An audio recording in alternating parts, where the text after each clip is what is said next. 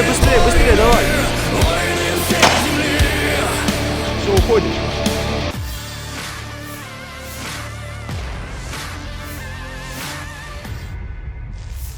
Prajurit Rusia yang dimobilisasi di wilayah Rostov terekam mulai menunjukkan aksi tempurnya. Rekamannya ramai beredar di media sosial Telegram pada Jumat 24 Februari 2023. Dalam rekaman tersebut, memperlihatkan sejumlah tentara Rusia yang dimobilisasi mulai beroperasi.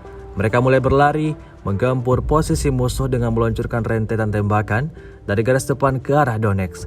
Meski dalam kondisi sulit, para pejuang tetap memiliki selera humor dan mengalahkan musuh dengan senyuman di wajah mereka. Bertambah lagi orang-orang hebat di negara Rusia, tulis dalam keterangan unggahan yang memuji aksi para prajurit yang terjun berperang agar perang tidak sampai ke rumah mereka, ke kampung halaman mereka.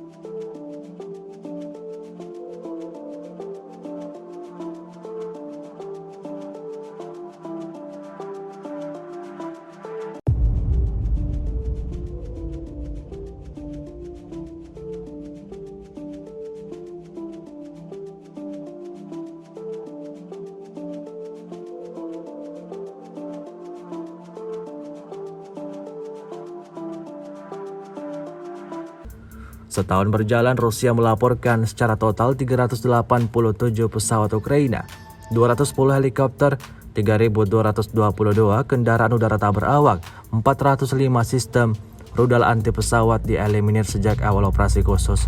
Sementara itu dari kubu Kiev, Kementerian Pertahanan Ukraina melaporkan 790 tentara Rusia dieliminir dalam sehari terakhir.